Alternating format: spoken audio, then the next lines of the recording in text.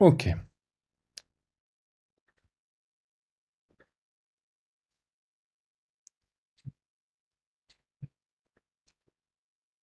Alors, les émotions.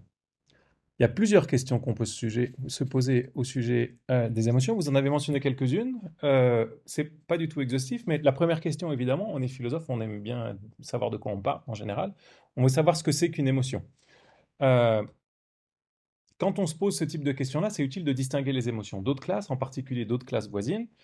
Qu'est-ce qui distingue une émotion, pardon pour la faute, d'un sentiment, typiquement, d'une humeur, d'un trait de caractère, vous pouvez rajouter d'un désir. Donc, qu'est-ce qui distingue les émotions des autres états mentaux? D'accord? C'est une des questions premières qu'on rencontre quand on s'intéresse aux émotions. Seconde question à laquelle un certain nombre d'entre vous avaient fait allusion, une fois qu'on a à peu près défini les émotions, circonscrit la classe des émotions, on veut savoir comment est-ce qu'on peut distinguer les différents types d'émotions. Ok. Euh, et puis là encore, c'est intéressant quand on fait des distinctions de s'intéresser aux émotions qui sont les plus proches. D'accord? Donc si on s'intéresse à qu'est-ce qu'une une émotion en général, on a intérêt de s'intéresser aux états mentaux qui sont les plus proches. Qu'est-ce qu'une humeur, qu'est-ce qu'un sentiment? Si on s'intéresse à des émotions particulières, on peut se poser des questions du type, mais c'est juste des exemples. Qu'est-ce qui distingue la honte de la culpabilité? Qu'est-ce qui distingue le plaisir corporel du plaisir de lire un bon livre? Qu'est-ce qui distingue la nostalgie du regret? Donc, ce genre de choses. D'accord? Peut-être il y a des différences ici, peut-être pas. Il peut arriver qu'il y ait différents mots pour la même chose. En général, si on utilise différents mots, on a une suspicion, c'est faible, mais qui est quand même utile pour la recherche, de dire il doit y avoir des choses différentes. Comment est-ce qu'on distingue ces choses-là? euh, Autre type de question, vous avez mentionné la notion des fonctions des émotions, c'est quelle est la place des émotions dans notre vie mentale? Quelle, au pluriel, pardon, quelles sont leurs relations à d'autres états mentaux? C'est quoi la relation des émotions avec la perception? C'est quoi la relation des émotions avec nos croyances? Avec des choses comme les humeurs, nos désirs, nos intentions, l'action, notre bonheur en général ou notre malheur? Comment est-ce qu'on élucide ces différentes relations-là, hein? Donc ça, c'est une bonne manière de procéder. À chaque fois que vous abordez un sujet, vous essayez de définir la chose en question, définir ses espèces. Une fois que vous avez bien défini, bah, vous essayez de comprendre quelles sont les relations entre cette chose et puis des choses voisines, hein. Euh, c'est pas la seule manière de procéder, mais en général, c'est quelque chose qui marche plutôt bien. Et puis un autre type de question important, c'est des questions contraires à la valeur, ou ce qu'on appelle parfois un peu pompeusement la normativité des émotions. Est-ce qu'il y a des émotions qui sont correctes et des émotions qui sont incorrectes? Euh, si j'ai très peur de Michael maintenant, c'est sans doute une émotion incorrecte. Pourquoi? Parce que Michael, a priori, est pas dangereux. Je peux me tromper, mais a priori, il va pas me sauter dessus et m'étrangler. D'accord? Donc, ça, c'est une peur, mais qui n'est pas une peur correcte. D'accord? Les exemples plus typiques, c'est avoir peur d'une araignée ou d'une souris. D'accord? Si Victor, hier soir, avait peur du type bourré qui lui a foncé dessus, ça, c'était une peur qui était correcte, d'accord? Parce qu'effectivement, elle représentait un danger, et la preuve, c'est que Victor s'est fait taper. Euh, Est-ce qu'il y a des émotions qui sont immorales? Euh, si je prends plaisir dans le fait que je vois que Patricia comprend rien à mon cours, je me dis, ah, elle comprend rien. C'est pas une émotion correcte, sans doute pas. Et il y a aussi quelque chose qui cloche moralement là-dedans. C'est pas le genre de choses dans lequel on doit prendre du plaisir, hein. Donc on peut avoir une évaluation morale des émotions. Euh, il y a des émotions qui sont irrationnelles. Alors il y a beaucoup de sens de irrationalité, mais une manière d'être irrationnel, c'est des émotions qui ne sont pas utiles à d'autres buts. D'accord? Des émotions qui nous entravent dans plein de choses. Supposer que le but dans la vie, ce soit en partie d'être heureux, ben, il y a peut-être un certain type d'émotions ou configuration d'émotions qui sont en fait des obstacles au développement de notre bonheur, mais aussi au développement de notre personnalité. Si vous essayez de suivre en cours et puis que vous avez que vous avez quoi? J'aurais pas dû improviser mon exemple maintenant. Vous avez vous venez d'écouter un magnifique morceau de Bach et vous l'avez en tête constamment, vous avez ce plaisir qui vous revient tout le temps, vous essayez de vous concentrer, mais vous dites non, c'est quand même mieux Bach que la philosophie, là, bon voilà, une émotion qui fait entrave à votre attention, d'accord? Donc ça, si votre but c'est de suivre le cours de philosophie, là, vous avez une émotion qui est irrationnelle dans le sens, elle vous permet pas d'atteindre votre but. Et il y a des émotions qui sont injustifiées. Une émotion injustifiée, c'est une émotion qui n'est pas fondée sur de type d'évidence ou de croyance, de perception que vous pouvez avoir. Soudain, vous vous mettez à admirer Louis, sans aucune raison. Bon, ça vous tombe dessus comme ça. Ou alors lui, il vous donne que des raisons de ne pas l'admirer, au contraire. D'accord? Il se comporte de manière absolument lamentable dans tout un tas de domaines. Il répond que des choses idiotes quand on lui pose des questions. Et soudain, vous l'admirez. Ok? Ça semble être une émotion euh, injustifiée. Alors, une question qui va se poser quand on étudie ces différents aspects de la valeur des émotions, c'est comment ces valeurs sont reliées. D'accord? Est-ce que c'est la même chose pour une émotion d'être correcte, injustifiée, immorale, irrationnelle? On essaiera d'y voir un petit peu plus clair. Alors, ce sont juste quelques exemples de questions qu'on traite au sujet des émotions, mais en tout cas les questions principales quand on rentre dans le domaine. Euh, et vous êtes donc des étudiants expérimentés de master, vous avez déjà suivi des cours sur les émotions. Et une question pour vous maintenant, c'est comment est-ce qu'on aborde ce type de questions? C'est-à-dire, est-ce que vous avez des outils en tête qui vous permettent d'attaquer cette question-là? Victor. Ben, justement, le bonheur, enfin le but de l'émotion. Alors, le but de l'émotion, ça peut être ça peut être utile, mais en quel sens on parle du but des émotions? Nous, on a des buts, hein, on est des êtres qui avons des objectifs finaux et instrumentaux, c'est-à-dire des buts ultimes, peut-être le bonheur, typiquement est présenté comme un but ultime, et puis gagner de l'argent, c'est un but qu'on peut considérer comme instrumental. On se dit sans argent, ça va être difficile de faire les choses qui vont conduire à mon bonheur. Euh, Attribuer un but à une émotion, est-ce que vous voyez dans quel contexte on peut attribuer un but à une émotion? Je disais plutôt en fait un moyen en fait, d'atteindre le bonheur. Enfin, par exemple, Aristote ou Tempéré ou comment les utiliser. Ok.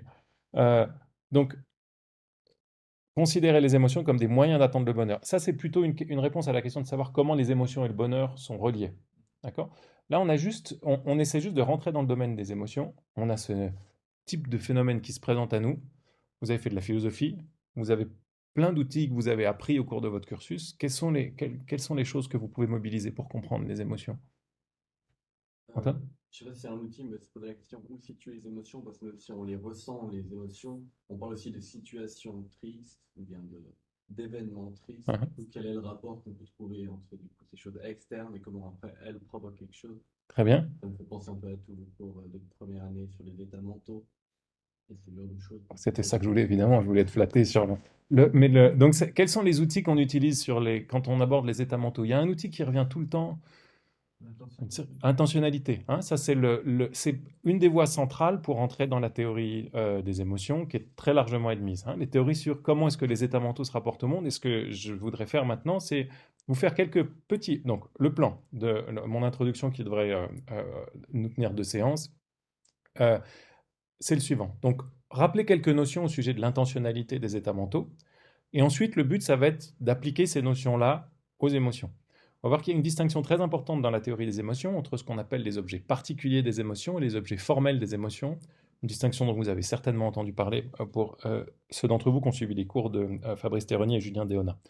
On va s'intéresser ensuite à une notion un peu distincte qu'on appelle la valence des émotions. Je vous présenterai ensuite différentes théories sur les relations entre les émotions et la valeur des émotions. Et puis, on traitera ensuite de la question des raisons qu'on peut avoir d'avoir une émotion. Euh,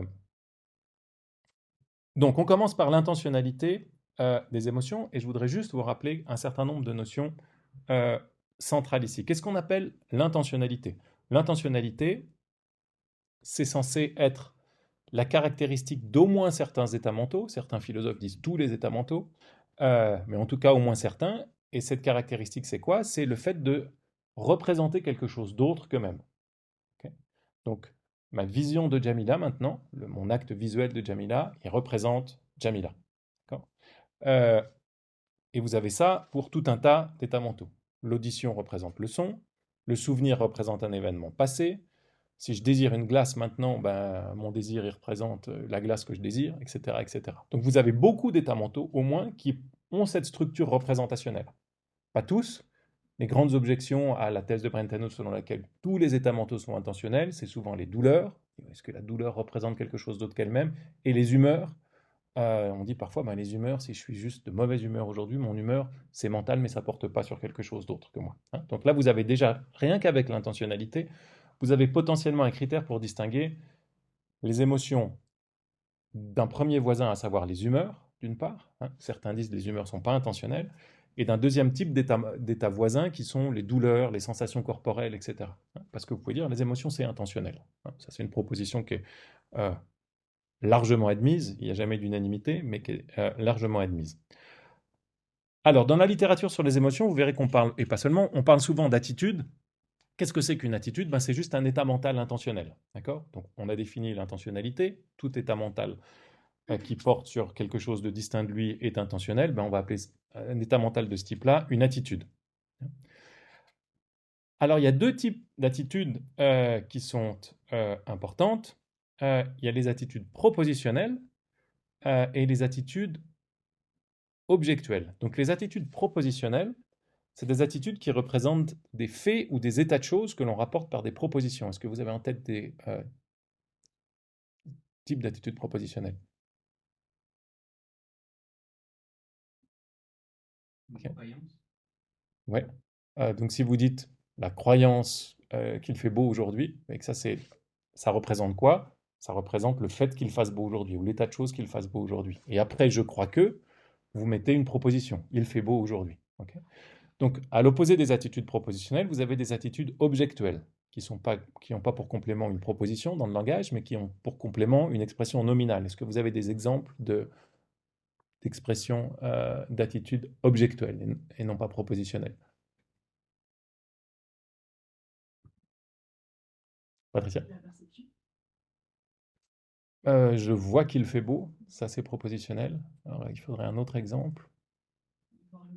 Voir le lac, ok. Donc il y a différents types de voir. Il y a la vision objectuelle, je vois le lac, je vois Michael. Il y a la vision propositionnelle, je vois que le lac est bleu aujourd'hui. D'accord? Euh, Très bien. Donc ça c'est une distinction importante dans les différents types d'attitudes qui est un peu grammaticale au départ, mais on va voir que ça va avoir une importance centrale pour les émotions. Est-ce que vous voyez maintenant des émotions qui sont propositionnelles d'une part et des émotions qui sont objectuelles d'autre part? Donc exemple d'émotions propositionnelles. Oui. J'ai peur que Michael m'agresse. Ouais, j'ai peur que Michael m'agresse, ça c'est une émotion propositionnelle. Et puis une émotion objectuelle, J'ai peur de Michael. j'ai peur de Michael. Très bien. Hein, donc ça c'est une distinction qui coupe à travers tous les états mentaux et qui va être très importante pour les émotions. Oui, Michael. Comme la référence à la catégorie plus générale, c'est les états mentaux, est-ce qu'il y a une définition un peu minimale consensuelle d'un état mental? Non, non, parce que le consensuel, non, parce que donc si vous êtes brentano ou un brentanien, vous allez dire c'est facile, les états mentaux, c'est tout ce qui est intentionnel. Objection, la douleur, les humeurs. Réponse de Brentano des Brentaniens, la douleur, les humeurs sont intentionnelles, elles en ont pas l'air, mais en fait on va fouiller, on va trouver qu'elles sont intentionnelles. Ok. Donc ça c'est une première voie pour dire ça. Mais si vous pouvez prendre au sérieux l'idée qu'il y a une différence entre les états mentaux intentionnels et non intentionnels, euh, vous avez d'autres critères du type les états mentaux c'est conscient d'une certaine manière, accessible en première personne, mais là vous avez toujours d'autres types d'objections du type vous pouvez être amoureux sans le savoir. Donc il n'y a pas a pas un critère consensuel de ce que c'est qu'un état mental. Ouais. Euh, donc là, qu'est-ce qu'on fait quand on fait ça? Ça, c'est méthodologiquement, si vous voulez localiser les émotions, c'est à peu près clair que les émotions sont des états mentaux. Ça, c'est pas consensuel. C'est pas clair de savoir ce que c'est qu'un état mental. Si vous commencez à écrire un mémoire sur les émotions et que vous passez 25 pages à dire qu'est-ce que c'est qu'un état mental, vous avez perdu votre sujet ici. Donc, il faut juste dire, soit vous faites une hypothèse, vous dites clairement, moi j'accepte par hypothèse que tous les états mentaux sont intentionnels, soit vous dites, je retiens pas de notion d'état mental, juste une définie, c'est juste une notion pré-théorique, on s'entend quand on dit ce que c'est qu'un état mental. C'est dur de dire précisément ce que c'est, mais on se comprend suffisamment pour que ça nous permette d'avancer. Euh, oui, ça. Je comprends pas bien la différence entre l'intentionnalité et l'attitude. Donc l'intentionnalité, c'est une relation entre un état mental et ce que représente l'état mental. D'accord? Une relation. Ouais. Ok. C'est toujours une relation, l'intentionnalité. Ah. Il y a un grand problème qui est de savoir est-ce que l'intentionnel c'est une relation quand vous pensez à une licorne. Donc là on dit c'est une relation avec un objet qui n'existe pas. Dans ce sens-là c'est peut-être pas tout à fait une relation, mais c'est toujours relationnel si vous voulez. Hein. Donc entre l'état mental Et ce que représente l'état mental. est-ce que ce que représente l'état mental, c'est ce qu'on peut appeler le contenu de l'état mental? Alors je vais venir dans un instant. C'est soit le contenu, soit l'objet. Euh, pour l'instant on reste juste avec cette notion vague de représenter. Vous pouvez représenter soit un fait, et à ce moment-là vous avez une proposition pour décrire ce que représente l'état mental, soit un objet, et à ce moment-là, vous avez une expression nominale pour représenter ce que décrit l'état mental. Mhm. Donc, si. D'accord? Et l'attitude, c'est pas le contenu, donc alors. Non, l'attitude, c'est l'état mental. Qu'est-ce que c'est qu'une attitude? C'est juste un état mental intentionnel, un état mental qui représente quelque chose, dans ce jargon-là, hein. Donc parfois c'est appelé l'acte mental, mais là on appelle ça une attitude. Plus généralement, dans la théorie des émotions, c'est souvent ce qui est retenu. Donc des exemples d'attitude, c'est toutes les émotions, regretter, désirer, exactement. Pour autant qu'ils soient intentionnels, hein. Si vous avez une humeur, c'est pas une attitude parce que c'est pas intentionnel. Ça va? Ouais. Euh, donc attitude propositionnelle ou état mental propositionnel. Vous avez désiré que Julie vienne, regretté que Julie ne soit pas venue et beaucoup d'autres choses. Et puis vous avez des attitudes objectuelles qui représentent des objets que l'on rapporte, pardon, que l'on décrit par des expressions nominales, voir un chat, admirer Paul, détester le bruit. D'accord? Et vous voyez que donc, comme l'a montré Louis avec les émotions, vous avez un certain nombre d'émotions qui peuvent être des deux côtés. Avoir peur que Michael soit dangereux ou avoir peur de Michael. Okay, ça, c'est la même expression d'émotion peur peut avoir tantôt un contenu propositionnel, tantôt un contenu objectuel. Mais vous avez des émotions qui, semble-t-il, sont essentiellement objectuelles. Euh, L'admiration, sans doute, hein. Si vous dites on admire Louis, c'est difficile de dire j'admire que Louis. Ouais, peut-être ça marche un petit peu, mais c'est l'expression la plus nette. Est-ce que ça se dit admirer que? Ouais, ça sonne un petit peu bizarre. J'apprécie le fait que Louis ait gagné la coupe, mais j'admire Louis en vertu du fait qu'il ait gagné sa coupe, hein. Donc, c'est tout ça pour dire qu'il y a des émotions qui vont pencher plus du côté propositionnel et d'autres qui vont pencher plus du côté objectuel. Ok. Donc ça, c'est notre notion de base. On a des états intentionnels qui représentent quelque chose, certains représentent des faits, certains représentent des objets, et cette distinction-là, elle est très utile pour déjà opérer une distinction, pour déjà dire d'une part, les émotions sont intentionnelles, semble-t-il, et d'autre part, il y a des émotions objectuelles et des émotions propositionnelles.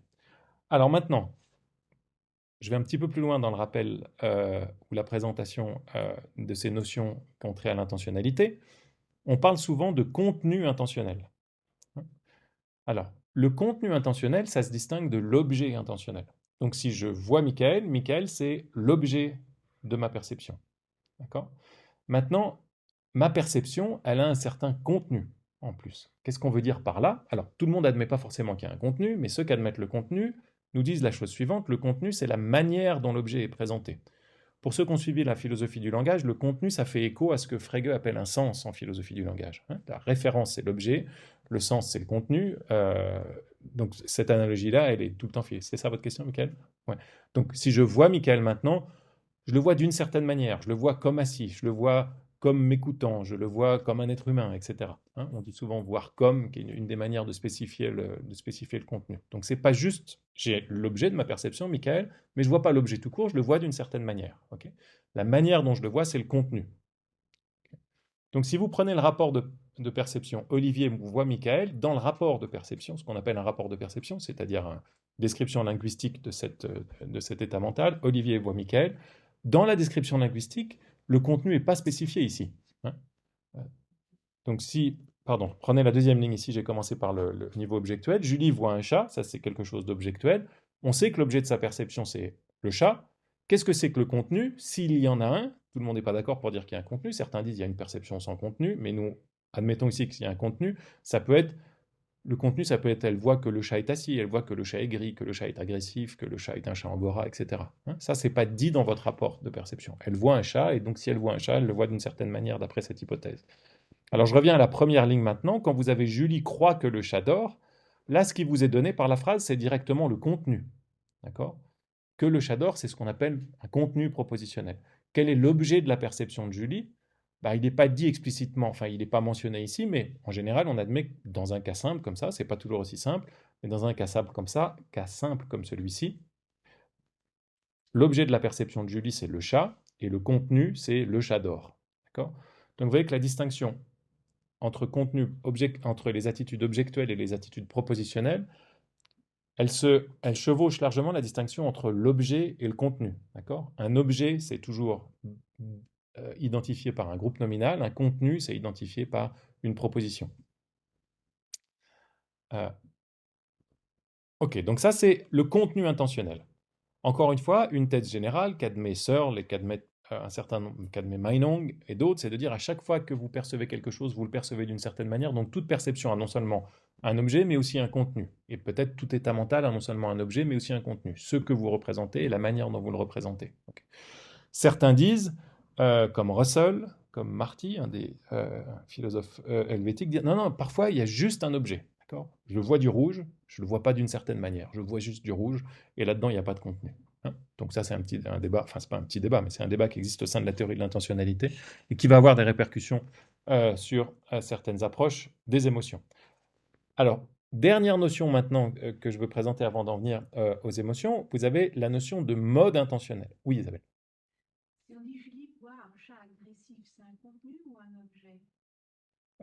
Ça, on va dire que c'est un objet, parce que vous avez un groupe nominal. Ok.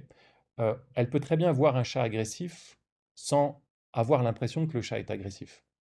Ok. Elle peut avoir l'impression de voir un chat. C'est parfaitement courant de dire Julie voit un chat agressif comme gentil. Ok. À ce moment-là, comme gentil, ça réfère au contenu, mais l'agressivité du chat, vous ne pouvez pas être sûr qu'elle est représentée quand vous avez une phrase comme ça. C'est pour ça que ça ne fait pas partie du contenu. Hein. Pour que ça fasse partie du contenu, il faut que l'agressivité soit représentée. Donc vous avez besoin d'une locution du type comme ou que le chat est agressif. Exactement.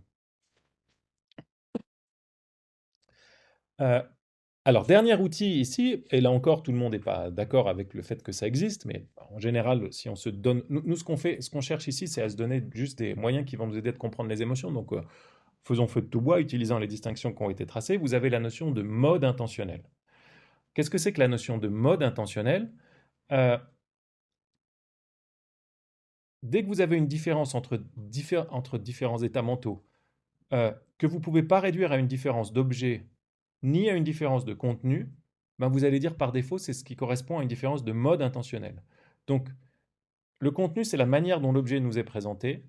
Le mode intentionnel, c'est la façon dont votre esprit appréhende l'objet. Je vous donne quelques exemples parce que c'est comme ça qu'on le voit le mieux.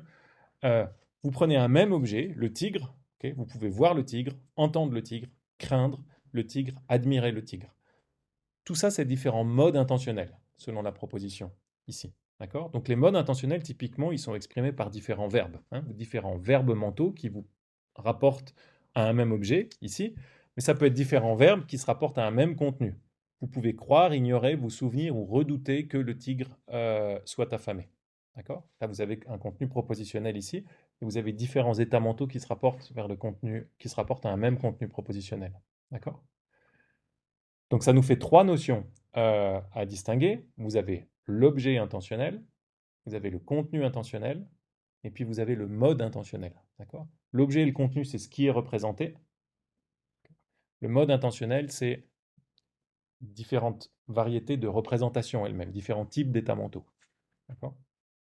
Ça va pour l'articulation de ces trois choses ? Hein, Oui, Victor. Vous avez dit que l'objet de contenu, c'est ce qui est représenté. L'objet et le contenu, c'est du côté de ce qui est représenté. Okay ? Et le mode, c'est du côté de ce qui représente différents types d'attitudes. Ça va ? Hein ? Alors, c'est pas, il y a beaucoup de discussions là-dessus. Il y en a qui disent que le mode, une fois que vous avez le contenu, vous n'avez pas besoin de mode, parce que vous voyez bien que le même objet peut être représenté de différentes manières. On peut avoir envie de dire, en fait, ça veut juste dire qu'il y a différents états mentaux qui portent sur le même objet. Pourquoi est-ce que ça suffit pas ? Pourquoi c'est pas redondant l'objet et le contenu ? Okay ? Alors, si vous vous en tenez juste à des marques linguistiques ici, vous pouvez voir Isabelle comme perplexe, vous pouvez voir Isabelle comme assise, ok ? Vous avez toujours le même verbe ici, voir. Ça réfère à l'état mental. Et le comme, ici, ça vous dit différents contenus de votre vision. D'accord ? Et puis, Isabelle, c'est l'objet de ma perception, ici. Maintenant, si j'entends Isabelle, là, c'est un nouveau mode, parce que c'est un nouveau verbe. Okay ? Donc, en première approximation, les modes, ils sont marqués par des verbes. Les contenus, ils sont marqués par des clauses du type comme F, ou que Isabelle est F, et les objets, ils sont juste marqués par des noms. Hein. Ce sont censés être des distinctions psychologiques, ce n'est pas de la linguistique, mais qui ont des marques linguistiques différentes. Okay. Et juste, parce que je vois que je vois des sourcils qui se froncent, mais vous pouvez très bien n'accepter que certaines de ces distinctions-là. Vous pouvez dire tout ce dont on a besoin, c'est les états mentaux et leurs objets. Russell n'était pas loin de penser ça, d'accord ? Il n'y a pas de différent. quand vous distinguez voir et entendre, en fait, tout ça, c'est un état mental. Qu'est-ce que c'est que voir? C'est percevoir une couleur. Qu'est-ce que c'est qu'entendre? C'est percevoir un son. Donc vous pouvez réduire la distinction entre voir et entendre à différents objets, à la perception de différents objets. Ok. Donc vous dites, on n'a pas besoin des modes intentionnels, par exemple. Ok. Etc. Vous pouvez faire le même type de mouvement au sujet des contenus, dire il n'y a pas de différence de contenu, il y a juste une différence de ce qui est présenté et on n'a pas besoin du contenu. Donc ça, c'est des manœuvres réductives, ok. Mais si on s'en tient avant toute réduction, aux différentes choses qu'on peut utiliser pour comprendre les états mentaux, ben, il y a ces outils qui sont à notre disposition. Est-ce que vous avez des questions là-dessus sur l'intentionnalité ou ça va? Isabelle? Oui. On peut avoir deux modes intentionnels avec des contenus intentionnels différents du coup. Oui. Oui. Vous pouvez voir le chat comme agressif, vous pouvez entendre le chat comme joyeux ou ce que vous voulez. C'est pas là. Et après, il peut y avoir des conflits entre vos différents canaux, entre vos différents états mentaux. On en parlera un petit peu pour les émotions. Bien. Alors, si c'est bon pour les états, pour le schéma intentionnel général, les concepts intentionnels, on va maintenant appliquer ces concepts-là aux émotions. Et la première chose qui va être cruciale dans la théorie des émotions, c'est ce qu'on appelle les objets particuliers des émotions. Pardon, j'ai des diapos qui sont un peu en mix de français et d'anglais. Qu'est-ce qu'on appelle les objets particuliers des émotions? Moi, c'est ce que jusqu'à maintenant on a appelé les objets dans le schéma intentionnel. Et en fait, on les appelle particuliers parce qu'on va introduire une autre notion d'objet pour les émotions qu'on appelle les objets formels. Okay. Donc pour l'instant, soyez pas effrayés, particulier, ça veut juste dire ce qu'on a appelé les objets ici. Ma vision de Louis, elle a Louis pour objet. Si j'ai peur de Louis, ça a Louis pour objet particulier. Okay, c'est la même chose. Donc quelques exemples. Paul admire Julie. Julie a honte de son nez. Sam aime marcher. Bob est fâché contre Julie. Donc, dans tous ces exemples-là, ce que vous avez en gras, c'est des objets des émotions, ce qu'on appelle les objets particuliers des émotions. Ça, c'est utile parce que le fait que vous ayez différents objets particuliers, ça va vous aider à distinguer déjà différents types d'émotions. Donc, si vous voulez travailler ou approfondir vos questions sur un type d'émotion qui vous intéresse pour commencer, une première question, c'est sur quel type d'objet porte cette émotion-là. Okay. Si vous prenez, je ne sais pas, l'admiration pour commencer, l'admiration en général, ça porte sur des personnes. D'accord. Peut-être que ça porte sur aussi. On a dit tout à l'heure que c'était dur que ça porte sur des propositions. Hein, mais vous pouvez vous demander le type de choses sur lesquelles porte un type d'émotion. Je vous ai mis une citation de Kenny ici, qui est le texte de base pour comprendre le texte fondamental pour comprendre la distinction entre actions, entre les différents objets des émotions. There are two ways in which objects, donc les objets particuliers ici, in which objects specify acts. First and obviously, one and the same verb may be used to report quite different actions if its sense is completed with different object expression. Donc un même verbe peut être complété par différents objets. Smoking a pipe differs from smoking a cigar. Killing mice is not the same thing as killing men. Donc ça, c'est la première façon dont les objets peuvent nous aider à spécifier différents actes. Ici, c'est des termes d'action, mais nous, c'est différentes attitudes émotionnelles qui vont nous intéresser. Verbs completed by object expression describe species of the genus described by a verb alone. Stealing silk handkerchiefs is one sort of stealing, and hitting snail is one sort of hitting. Donc, si on applique ça aux émotions maintenant, vous pouvez dire qu'il y a un type d'émotion de peur, par exemple, c'est la peur des souris. Okay. Ça, c'est un type de peur. Il y a aussi la peur des examens, c'est un autre type de peur. Puis vous pouvez distinguer différents types de peur, comme ça. Alors, ça, je passe vite parce que je pense que c'est à peu près clair, les objets particuliers des émotions. Oui, oui. Je suis désolé, moi, j'ai pas compris les objets particuliers des émotions. Parce que c'est juste les objets des émotions. On dit particulier à cause de ce que je vais vous dire maintenant. On va parler des objets formels qui sont pas directement ceux sur quoi porte l'émotion. Mais si j'ai peur de vous, c'est vous l'objet de mon émotion. Si je vous envie, c'est vous l'objet de mon émotion. Si je vous admire, c'est vous l'objet de mon émotion. Okay, c'est juste ça. C'est la même chose que ce qu'on a appelé les objets jusqu'ici. On précise particulier, justement pour ne pas confondre avec formel maintenant. Ça va? Oui, merci. Alors, qu'est-ce qu'on appelle les objets formels des émotions? Je commence par introduire la notion d'objet formel en général. Là encore, le lieu le lieu où ça est discuté le plus, d'une manière qui a influencé toute la littérature contemporaine, c'est le livre de Keynes 1966, Action, émotion et volonté. Il s'intéresse à tous les verbes en général. Ça inclut les verbes d'émotion, mais pas seulement. Et on s'intéresse en particulier aux verbes transitifs. Ok. Et qu'est-ce que c'est que l'objet formel d'un verbe transitif? C'est les propriétés que l'objet de ce verbe doivent forcément exemplifier. Que l'objet de ce verbe ne peut pas ne pas exemplifier, ne peut pas ne pas avoir. Ça paraît un peu lourd comme ça, mais si vous prenez des exemples, vous comprenez clairement. Seul ce qui est sale peut être nettoyé, seul ce qui est coloré peut être vu, seul ce qui est futur peut être anticipé, peut-être seul ce qu'on peut atteindre peut être quelque chose qu'on a l'intention d'atteindre, seul ce qui est dans l'espace peut être touché, etc., etc. Vous pouvez multiplier les choses à l'envi comme ça. Vous pouvez avoir des points de désaccord sur tel ou tel exemple particulier, mais vous voyez le type de choses qu'on cherche. Hein. Si vous nettoyez quelque chose, forcément la chose que vous nettoyez, elle est sale. Vous ne pouvez pas nettoyer quelque chose qui n'est pas sale. Sinon, c'est pas que vous le nettoyez. Vous faites mine de... Ouais, je vois que vous n'êtes pas... Vous pouvez frotter une vitre propre, mais on va vous dire que vous ne l'avez pas nettoyée, elle était déjà propre. D'accord? C'est ça l'idée. Hein. Donc encore une fois, les exemples sont là pour introduire l'idée. On peut toujours discuter de la pertinence de chaque exemple, mais la notion, c'est ça. C'est quelque chose que doit avoir forcément l'objet en question pour être l'objet du verbe. Okay. Alors, la relation entre un état mental et son objet particulier, elle est contingente. Okay. Le fait que je vois Jamila, c'est pas nécessaire à ma vision ou à ma perception. D'accord? Je peux voir Patricia, je peux voir Elisa. Y a pas de, c'est pas, vous pouvez pas dire si Olivier voit, alors il voit Jamila. En revanche, si vous acceptez l'idée que ce qu'on voit est nécessairement coloré, d'accord, qu'on ne peut pas voir des choses qui n'ont pas de couleur, alors l'idée que ce que je vois est coloré, ça c'est une vérité nécessaire, d'accord. Ce que je vois c'est Jamilia, c'est pas nécessaire, c'est contingent. Ce que je vois c'est coloré, ça c'est nécessaire. Ça pourrait pas être autrement.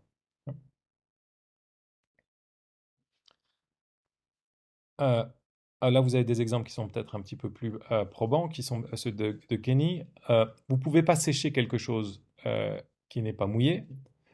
Vous ne pouvez pas tuer quelque chose qui n'est pas vivant. Vous ne pouvez pas entendre quelque chose qui n'est pas un son ou qui n'émet pas de son. D'accord? Donc ça, ce sont des vérités qui sont nécessaires, vous voyez?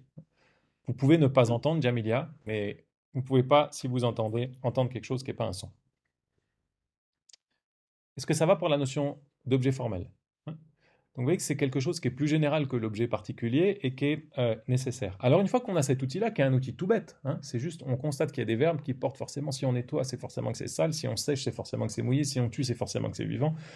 Ben, on peut se poser cette même question au sujet des émotions. C'est-à-dire, si j'ai une émotion au sujet de Louis, est-ce que forcément ça implique qu'il y a quelque chose de propre à Louis, enfin pas forcément propre à Louis, une propriété de Louis qui est telle que je ne pourrais pas avoir d'émotion à son sujet s'il n'avait pas cette émotion.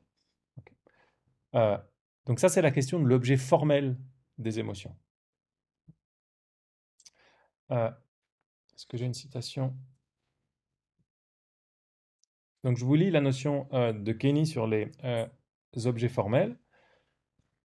Donc il a introduit les objets particuliers, je vous ai donné la citation tout à l'heure, comme une première façon de spécifier les actions ou les attitudes ou les états mentaux. Lui, il s'intéresse aux verbes ici au départ, mais vous avez des verbes d'action, des verbes mentaux, ce qu'il appelle les actes. Et maintenant, on s'intéresse à la deuxième façon de spécifier différents actes. Objects specify acts in another way, which was brought out by the scholastic distinction between material and formal objects. Anything which can be fed is a material object of fine. Beer, for example, can be seen, and so beer is a material object of seeing. When the executioner burnt Joan of Arc, Joan was the material object of their burning. Okay? Donc si vous brûlez Jeanne d'Arc c'est l'objet matériel de votre inflammation, de votre mise au bûcher. The formal object of seeing is the object under that description which must apply to it if it is possible to fight it. If only what is spake can be feed, then things which is spake give the formal object of feeing. Donc là, il va donner des exemples. Description of formal object can be formed trivially simply by modalizing the relevant verb. Only what is edible can be eaten. Only what is inflammable can be burnt. Only what is tangible can be touched. Okay, donc il y a une première notion d'objet formel qui peut être formée juste en modalisant le verbe en question. Seul ce qui est mangeable peut être mangé. C'est un peu trivial, mais au moins ça marche. But there are other descriptions of formal objects which are not trivial in this way. Only what is dirty can be cleaned. Only what is wet can be dried. Only what is colored can be seen. Only what is criminal can be committed. Only what is difficult to obtain can be striven for. Only other people's property can be stolen. Other people's property, donc vous avez compris tous les exemples, hein, si vous volez, c'est forcément que vous volez la propriété de quelqu'un d'autre. Si vous voyez, c'est forcément que vous voyez quelque chose de coloré. Il y a un autre bel exemple. Si vous vous efforcez de faire quelque chose, c'est forcément d'obtenir quelque chose, c'est que forcément ce que vous vous efforcez d'obtenir est difficile à obtenir. Others people's property is a description of the formal object of stealing, just as one's own spouse is a description of the formal object of divorcing. Okay? Si vous divorcez, vous pouvez divorcer que de votre époux. Joan of Arc was the formal object of burning, not qua saint, nor qua woman, but qua inflammable material. Okay. Donc ça, c'est l'humour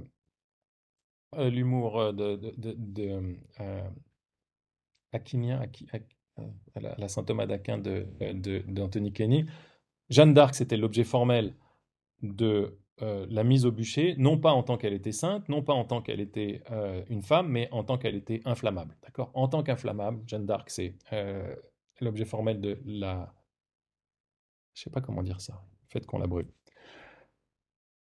Je ne sais pas si ça clarifie, mais j'espère au moins que les exemples clarifient. Donc, objet formel d'une attitude, c'est une propriété que l'attitude en question doit avoir pour être l'objet de cette attitude. Okay. Donc maintenant, on revient aux émotions. Les émotions, elles ont un objet particulier. Ça peut être des personnes, ça peut être des situations, ça peut être des choses, ça peut être des événements. La question qu'on va se poser, c'est est-ce qu'elles peuvent avoir des objets formels ? Est-ce qu'il y a des propriétés que les objets des émotions doivent avoir pour être les objets des émotions ? Est-ce que vous avez des suggestions pour aller dans ce sens ?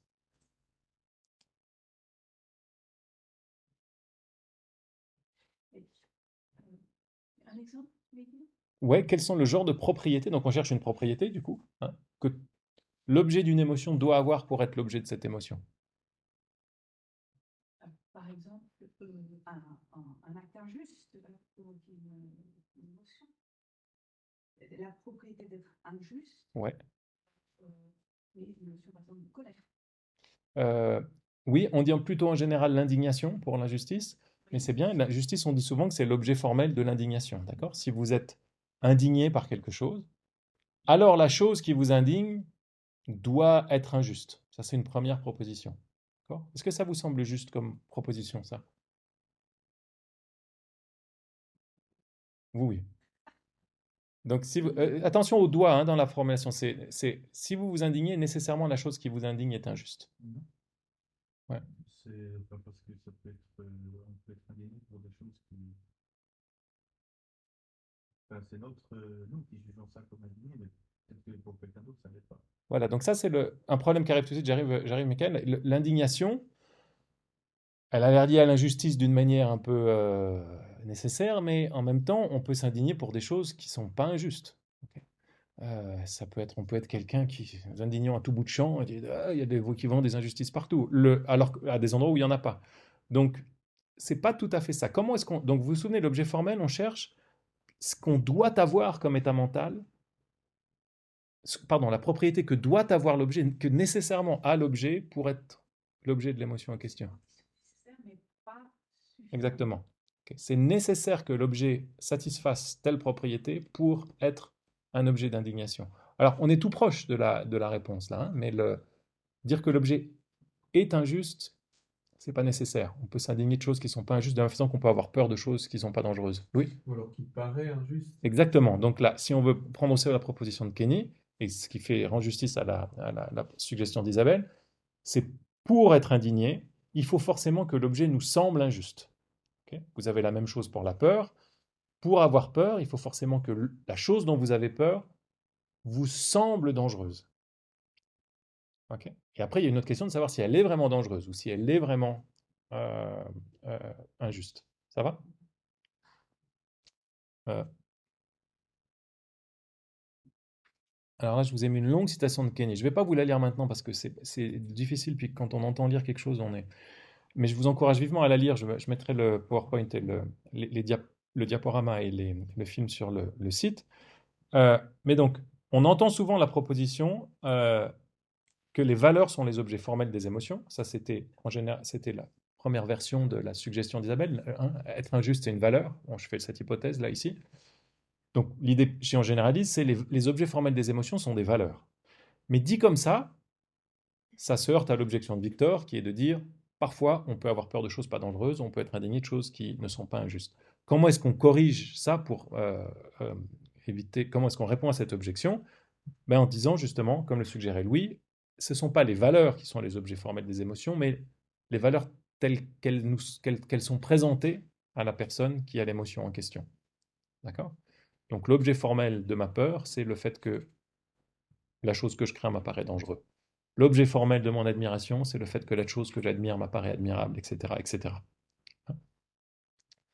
Donc quand vous lisez cette expression, qu'on lit parfois, Deona et Teroni utilisent ça, mais ils disent parfois ce sont les valeurs, ou Tapolé, des auteurs qu'on va lire, disent parfois ce sont les valeurs qui sont les objets formels des émotions. Ils utilisent objet formel dans un sens qui n'est plus vraiment le sens original de Kenny. D'accord? Le sens strict, c'est vraiment qu'est-ce qui doit être le cas, nécessairement, pas en termes normatifs, mais en termes qui ne pourrait pas être autrement, pour avoir l'émotion en question.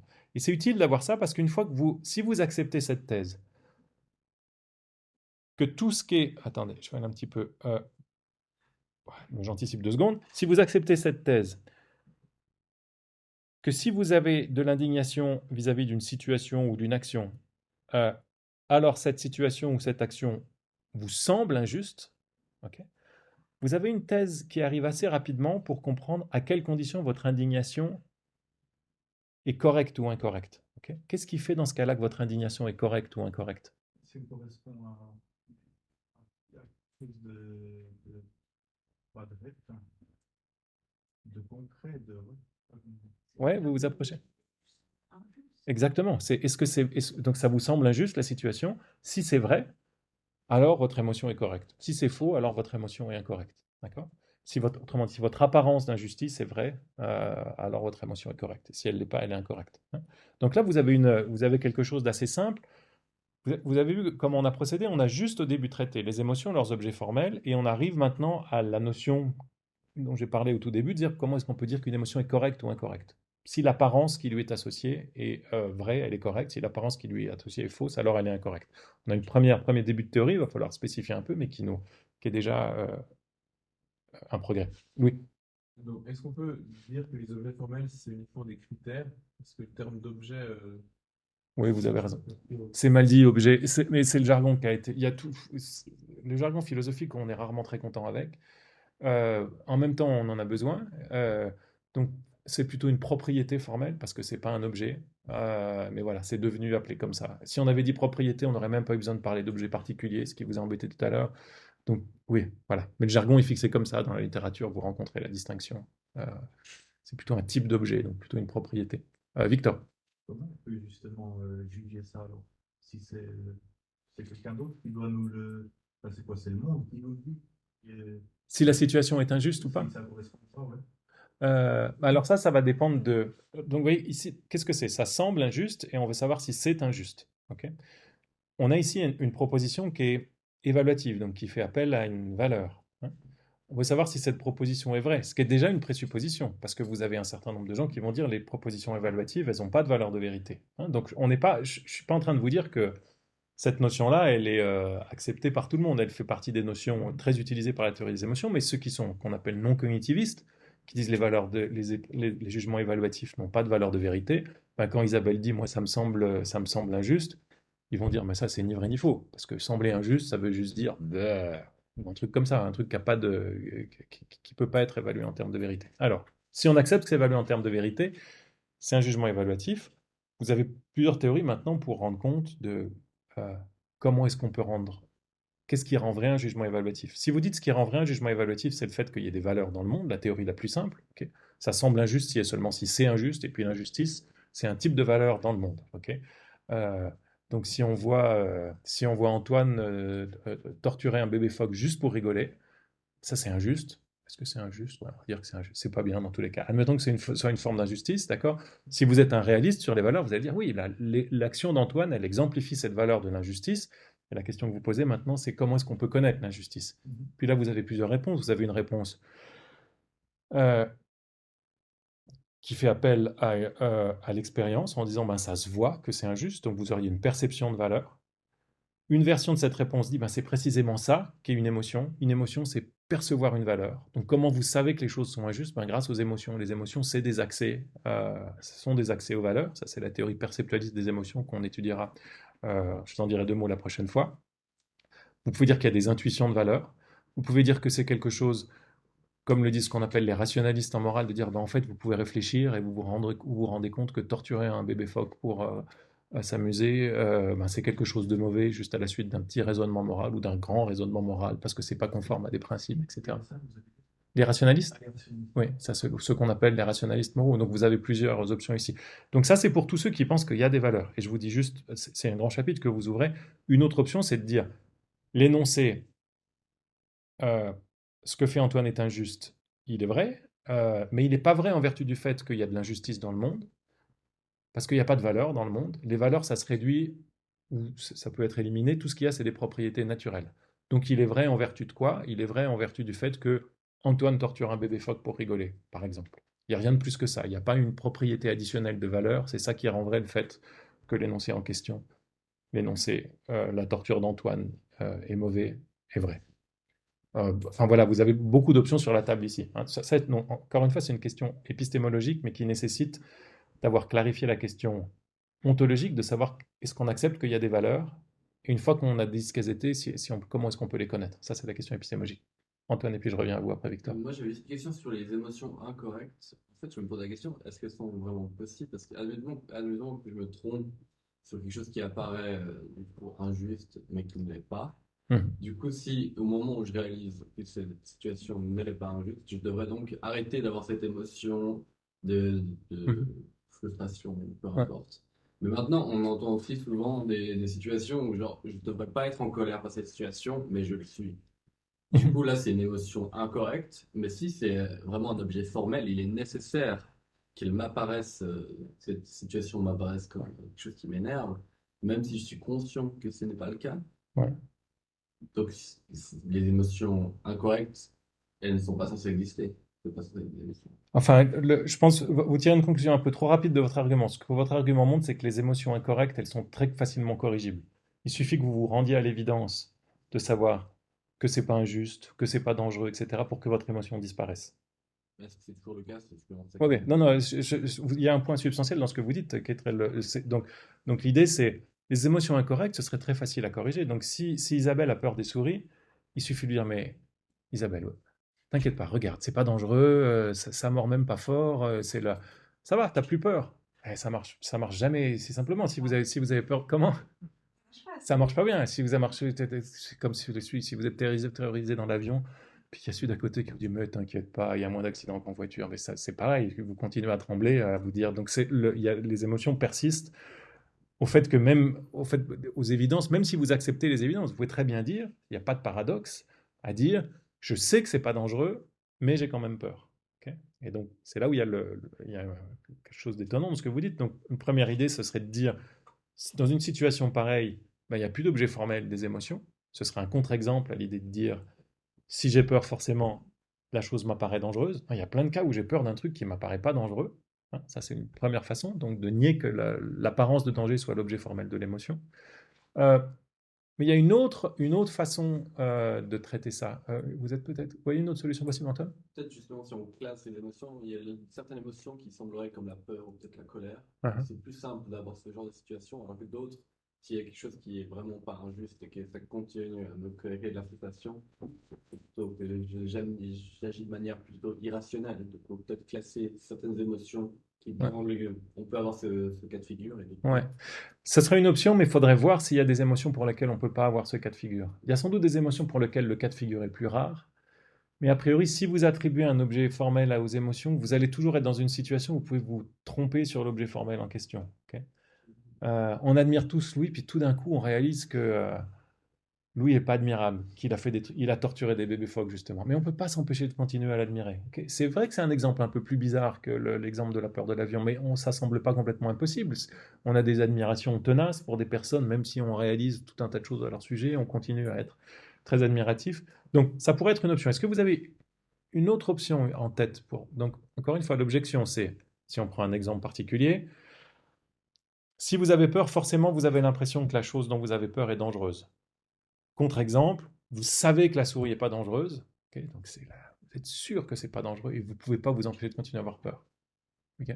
Peut-être un des moyens, ce serait de dire que en fait, on ne sait pas vraiment, parce que si vraiment on le savait, ça devrait changer. Et que c'est comme si on percevait la croyance juste, mais que cognitivement, on ne l'avait pas vraiment complètement intégrée. Ouais, alors c'est une option, et je rigole parce que la réponse standard, c'est l'inverse de ça. C'est plutôt de dire, vous vous dites, vous le savez, mais vous ne le percevez pas. Okay. La réponse standard, c'est plutôt de dire, vous le... Oui, c'est ça. Si, c'est juste. C'est ça que vous avez dit. Vous le savez, mais vous ne le percevez pas. C'est ça votre idée. J'ai bien résumé. Donc, vous savez que la souris est dangereuse, mais vous ne le percevez pas. Ou non, vous avez dit que vous ne le savez pas vraiment. Ok. Donc, moi, je voulais que vous disiez ce que je viens de dire. Alors, je vous donne, mais ça, je ne dis pas qu'il n'y a pas de... Ça peut être une option, ce que vous dites là. Mais l'exemple standard pour comprendre ce type de cas, on va s'éloigner des émotions, mais je l'ai fait 10 fois, je vais essayer de le faire bien. Vous avez deux lignes qui ont la même taille, là, exactement, parce que je dessine très bien.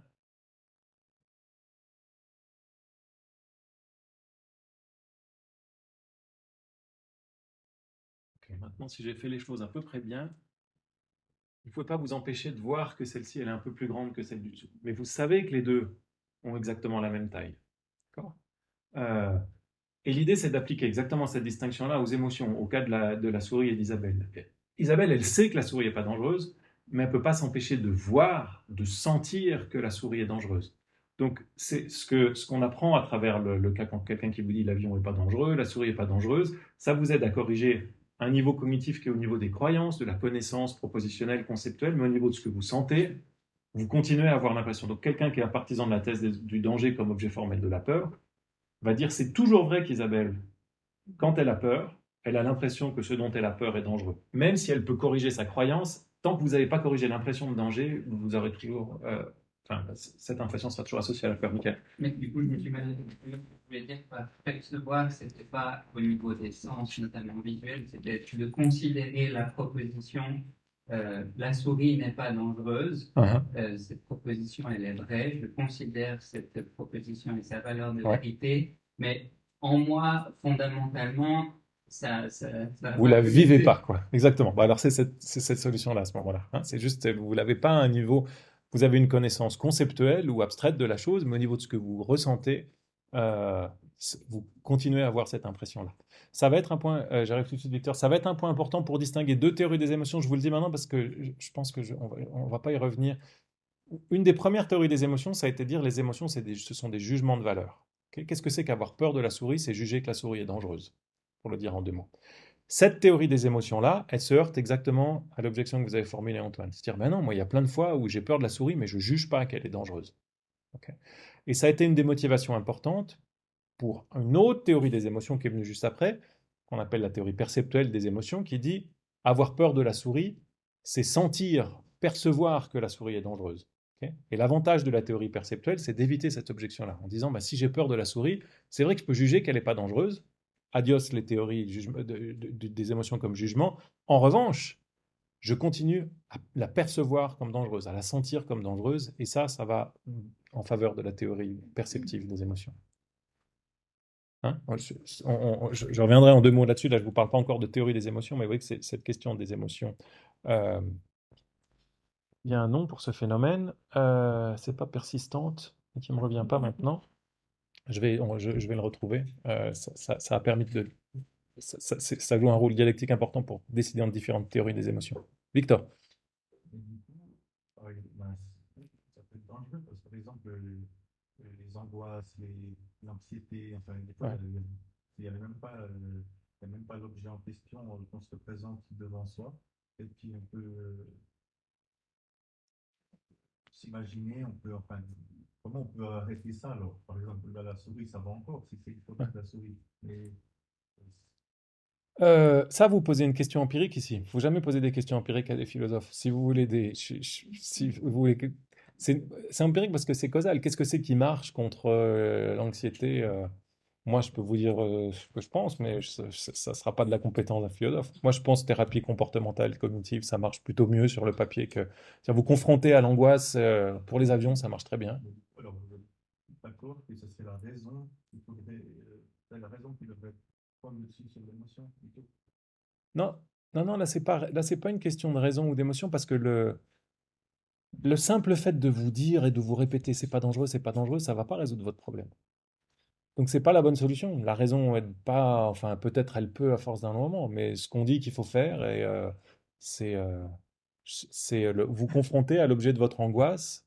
Puis petit à petit, au début, si vous avez très peur des souris, on commence par vous montrer des dessins de souris, puis des photos de souris, puis on force à les regarder, puis après un film d'horreur avec des souris, et puis après on vous fait rentrer dans une cage avec des souris, puis vous avez terminé votre thérapie, maintenant ça va, vous avez plus peur des souris. Ok. C'est très basique comme, mais c'est en gros Mais après, vous avez d'autres formes de thérapie. Moi, c'est pas ouais, si ça. Faut revenir à votre origine. Peut-être que votre père vous faisait manger des souris ou je sais pas quoi. Enfin, il y a mille choses pour traiter. Vous voyez, mais ça, c'est un sujet médical. C'est un sujet. Quelles sont les bonnes thérapies contre les émotions irrationnelles?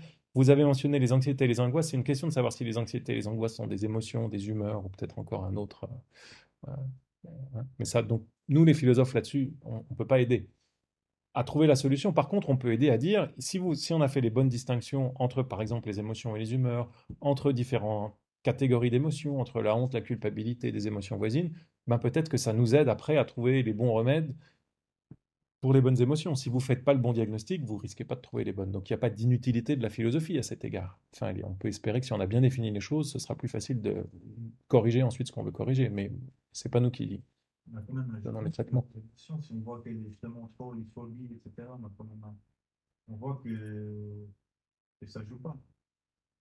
Oui, oui, oui, ça oui, je pense que souvent c'est exactement le cas d'Antoine, on voit qu'il y a un problème avec notre émotion.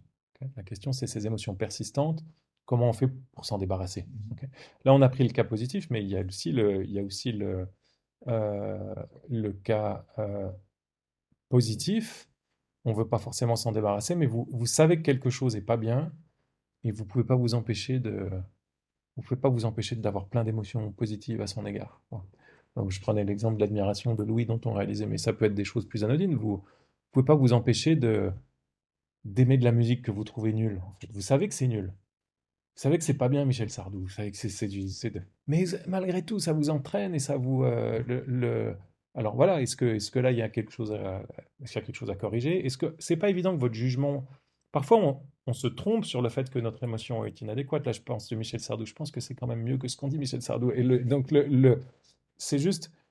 Il faut pas... Si vous avez juste une catégorie d'évaluation très générale en disant est-ce qu'esthétiquement, Michel Sardou, c'est barre? Bah non, évidemment. Enfin, c'est absurde d'aimer, d'attribuer la même valeur aux deux et donc d'avoir les mêmes émotions vis-à-vis des deux.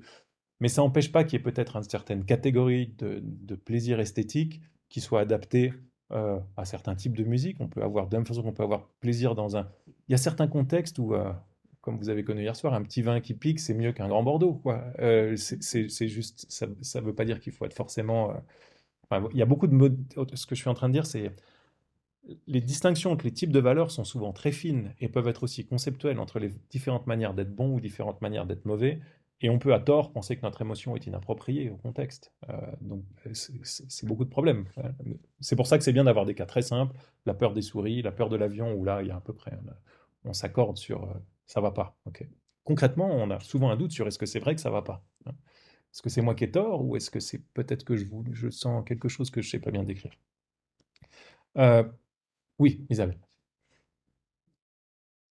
Dire que c'est un jugement, c'est quand même un petit peu, c'est un petit peu bizarre parce que on a quand même l'impression que l'émotion, c'est une information.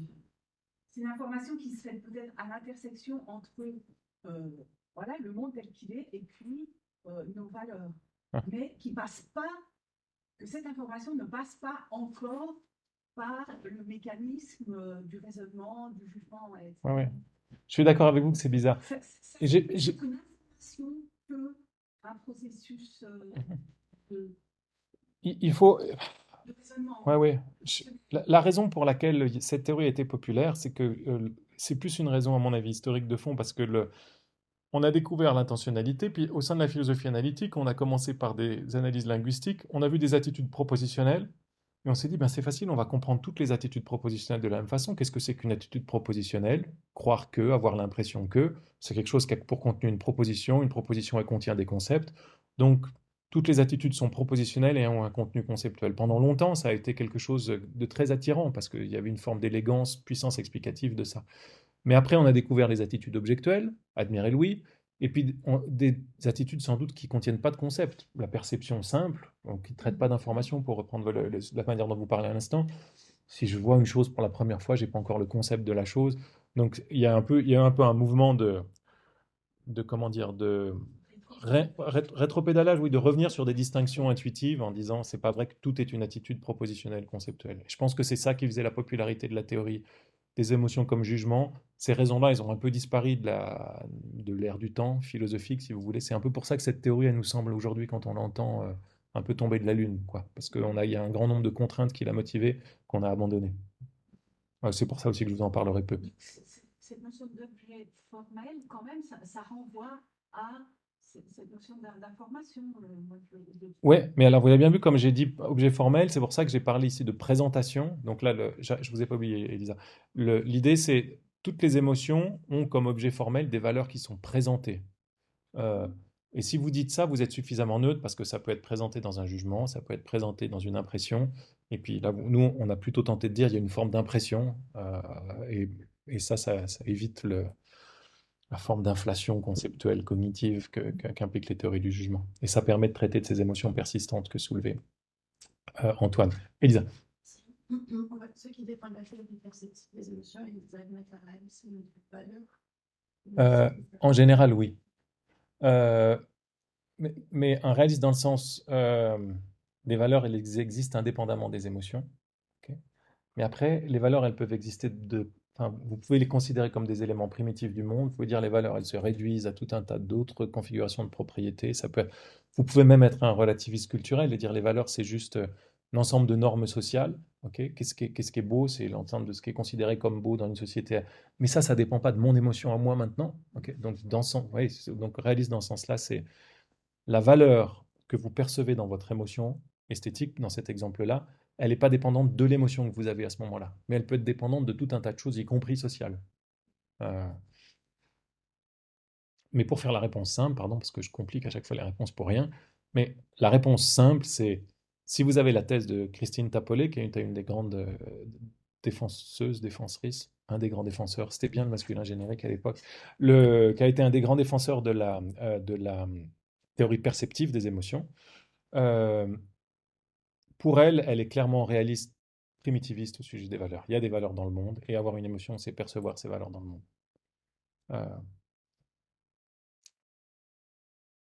Bien. Alors, les objets formels des émotions.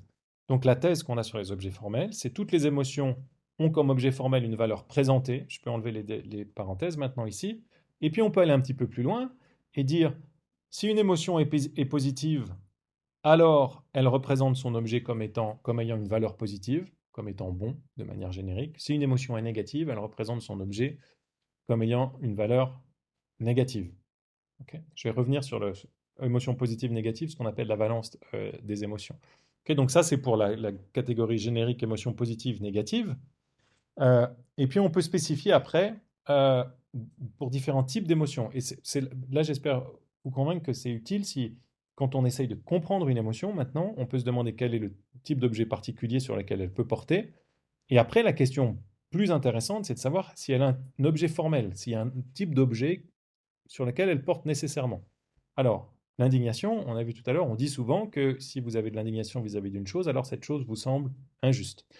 On dit souvent que si vous avez peur de quelque chose, alors ce dont vous avez peur vous semble dangereux. Ça, c'est des objets formels qui sont non triviaux.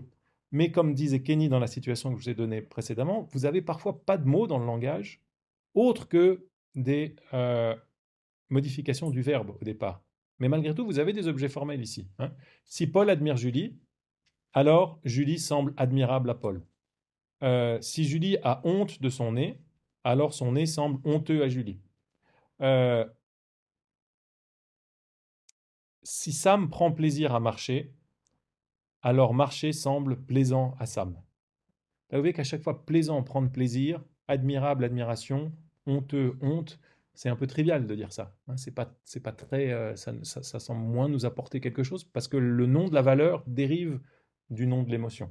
Hein, donc c'est plus compliqué de, enfin c'est pas, je sais pas si c'est pas plus compliqué, c'est plus simple mais plus décevant en un sens. Hein. Mais à chaque fois, on a des objets formels. C'est pas toujours facile de savoir quels sont les objets formels des émotions. Si vous avez la colère dont on parlait tout à l'heure, c'est quoi l'objet formel d'être en colère? Ok. Si on est en colère contre Isabelle, c'est quoi l'objet formel de notre... Isabelle, elle est énervante, on peut dire? Non, parce que ça, c'est l'objet formel de l'énervement. Hein. Est-ce que c'est la même chose, la colère ou l'énervement? C'est pas le... Donc voilà, un programme ici de savoir, essayer de mettre le doigt sur l'objet formel des émotions, et vous avez tout un tas d'études des émotions par des philosophes. Parce que là, vous voyez que c'est des vérités nécessaires. Vous vous souvenez des objets formels. Vérités nécessaires, on est chez nous, nous les philosophes, là-dedans. Ce n'est pas des questions contingentes, causales, comme comment se soigner de telle ou telle situation, comment susciter chez nous telle émotion, etc. Et là-dessus, vous avez des études philosophiques pour essayer de trouver les objets formels des différents types d'émotions. Euh,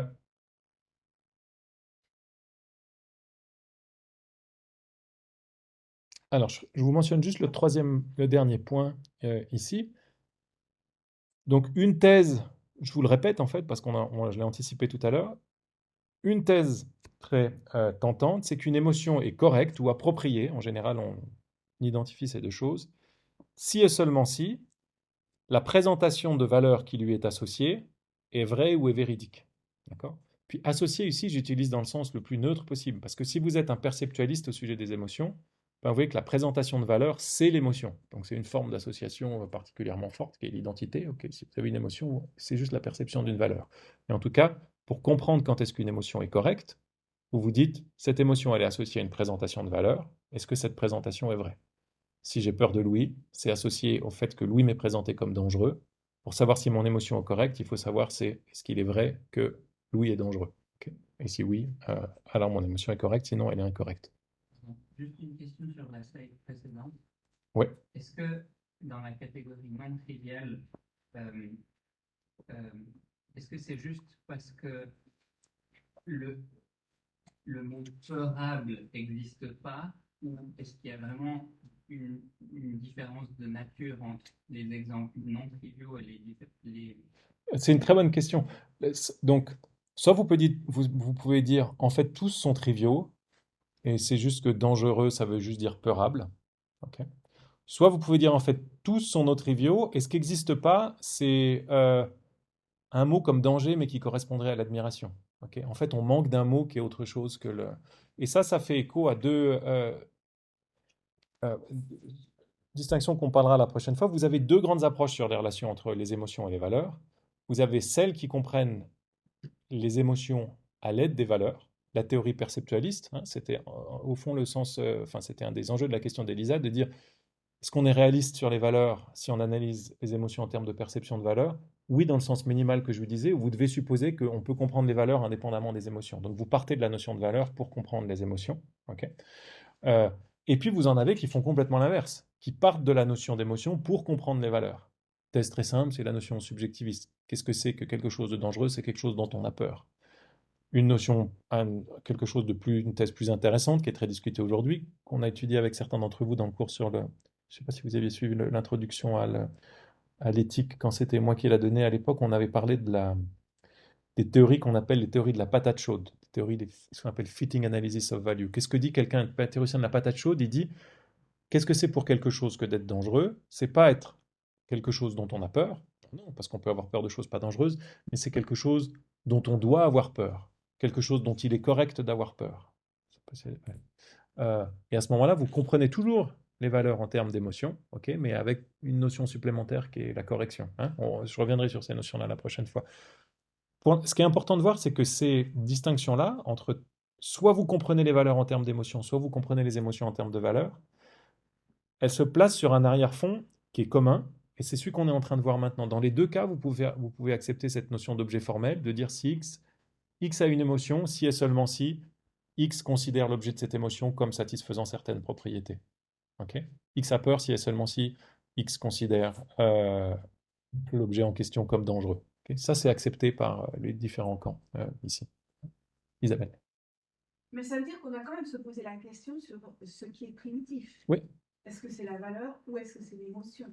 Primitif, il faut mieux dire premier ici. Comment? Parce que premier, il faut mieux dire. Qu'est-ce qui est plus fondamental? Parce que ça pourrait ne pas... Ouais. Et chronologiquement, si on veut, enfin, causalement. Enfin, Là, c'est moins causal. Encore une fois, causal, on n'aime pas, nous, c'est trop empirique.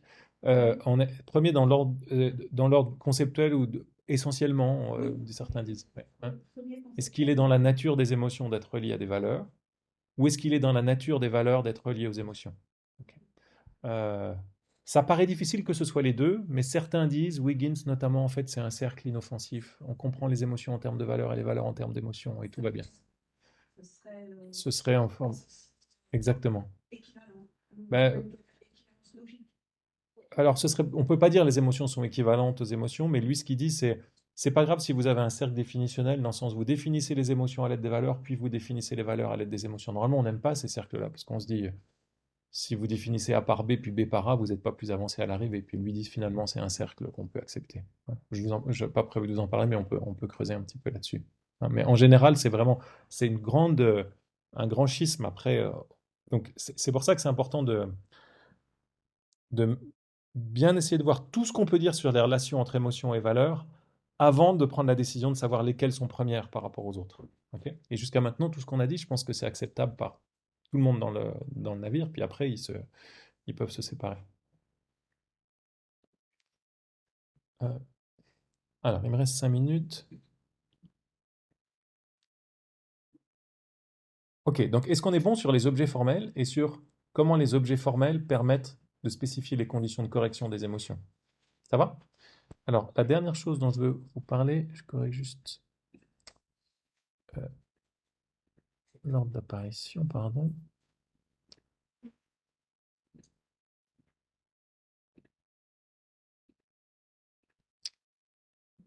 C'est la notion de valence des émotions. Donc jusqu'ici, on a beaucoup parlé de ce qui est du côté du contenu des émotions, de ce qui est représenté par les émotions, des propriétés qui doivent être satisfaites par l'objet des émotions, d'accord? Être dangereux, etc.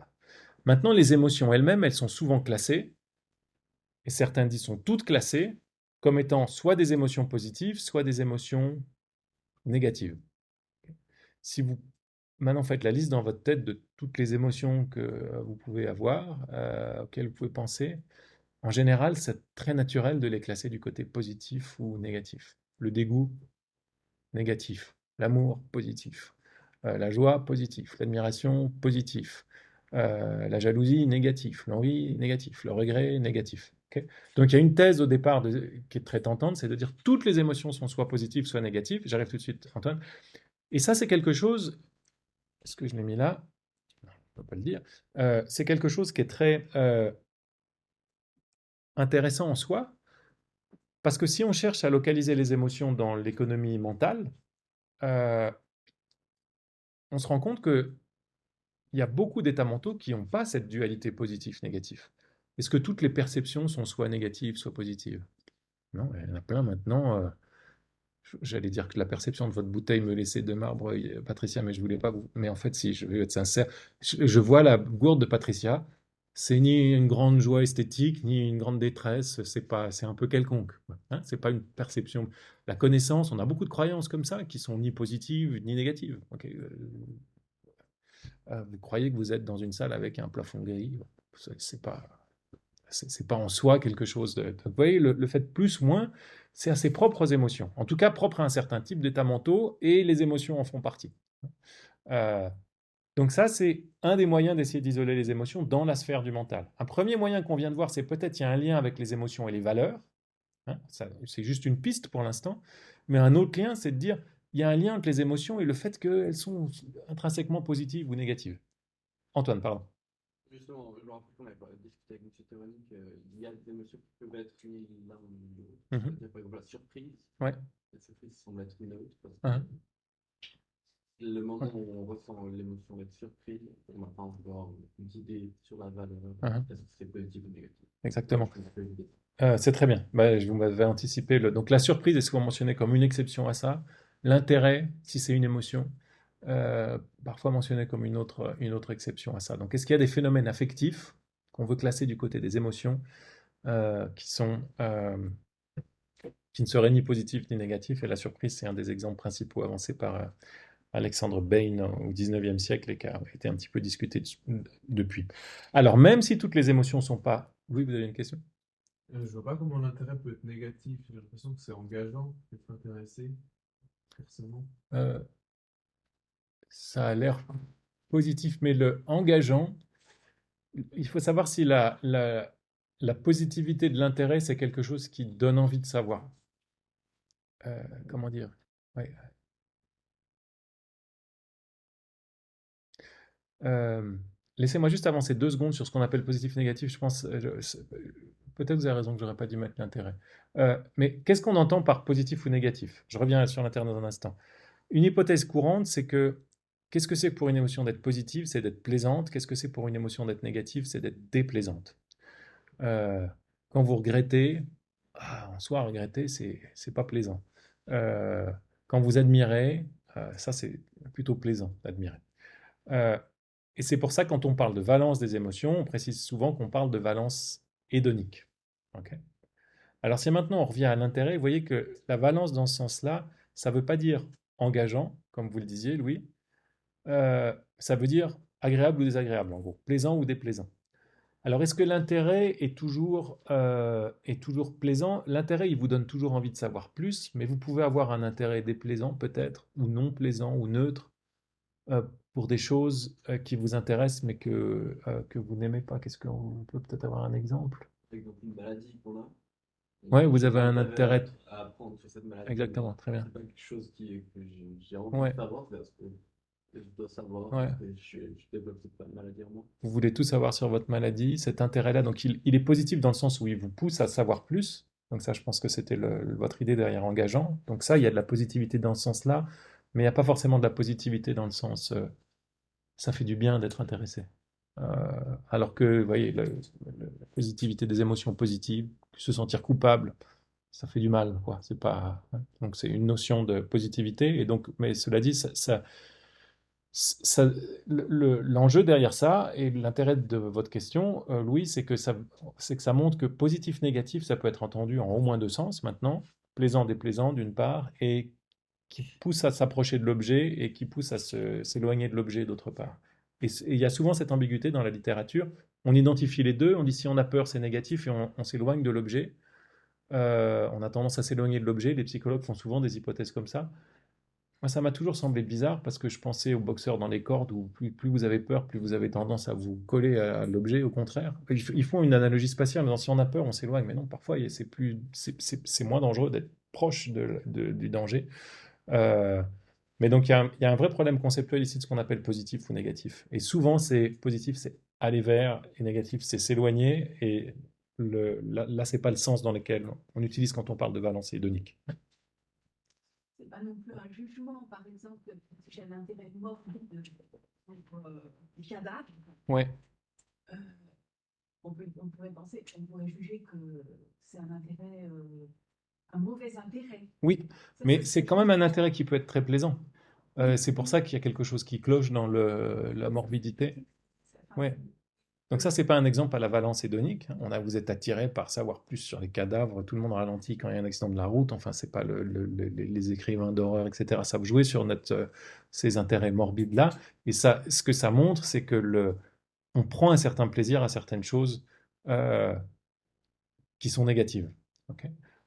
Donc c'est pas une objection à l'idée que ces intérêts-là peuvent être positifs. L'intérêt que disait Antoine, vouloir savoir plus sur sa propre maladie, c'est pas un plaisir morbide du genre j'ai appris plein de choses sur mon cancer. Non, c'est pas, il n'y a pas il y a pas cet aspect-là. Alors justement, euh, et on termine là-dessus. Voilà, j'ai déjà dépassé. Euh, donc ça, je l'ai déjà dit. Je voudrais juste terminer là-dessus parce que ça donne peut-être un peu matière à penser. Puis je trouve que c'est un sujet assez excitant. C'est que vous avez des émotions, et quelqu'un l'a mentionné au début, qui peuvent être peut-être à la fois positives et négatives. Alors, il y a un mauvais exemple de ça. J'y viens tout de suite. C'est pas que vous l'avez vous suggéré comme un exemple, mais c'est ce que vous venez de dire, Isabelle, qui est les plaisirs morbides, ou ce qu'on appelle aussi parfois la Schadenfreude, donc prendre plaisir dans la souffrance d'autrui. Ok.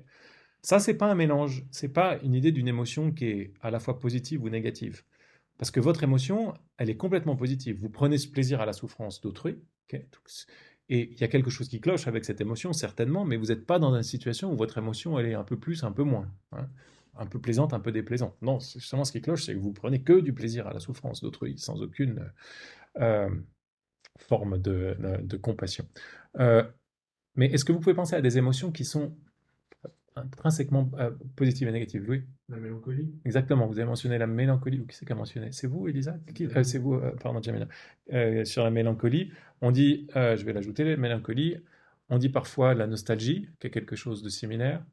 Et puis vous avez des exemples où on n'a pas forcément de nom d'émotion, mais qui sont à discuter, du type le sentiment, l'émotion que vous avez lorsque un ami gagne à une course à laquelle vous avez participé. On fait une course avec Louis, c'est Louis qui gagne, c'est mon meilleur copain. Ah ben, j'ai perdu, donc ça c'est vous, mais c'est Louis qui a gagné, c'est pas Victor qui est pas mon copain, donc ça c'est ouais.